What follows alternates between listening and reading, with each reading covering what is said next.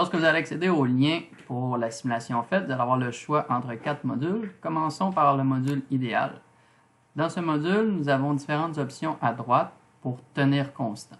Donc, si nous voulons maintenir un certain paramètre constant, nous choisissons avec l'œillet approprié. Nous pouvons ajouter la largeur du contenant affiché en bas. Nous pouvons jouer avec la largeur en maintenant le clic sur la poignée et en la faisant glisser.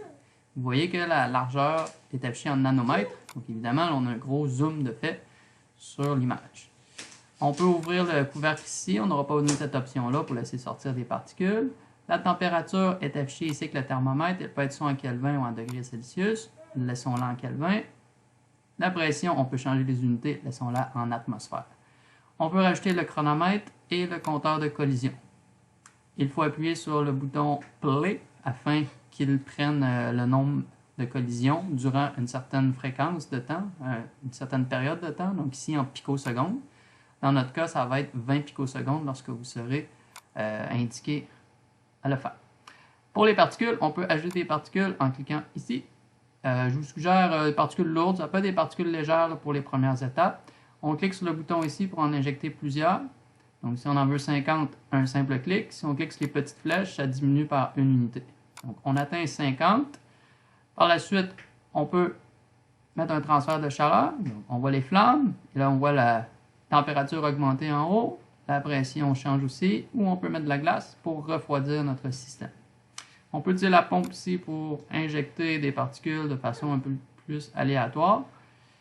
Et donc, je pense que ça fait le tour de ce module-là. Ici, en haut à droite, si on veut maintenir constant un certain paramètre, par exemple la température, on veut la maintenir constante, on clique.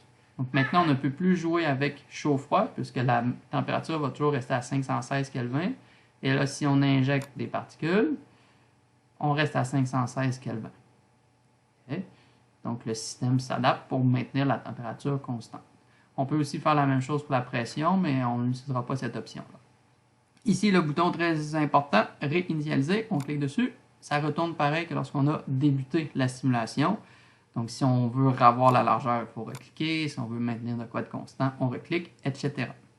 On peut toujours aussi, lorsqu'on a commencé la simulation, mettre sur pause en appuyant sur le bouton pause ici. Donc, tout se gèle. Il faut que ça permet de prendre peut-être certains paramètres en note et on peut recommencer la simulation ici.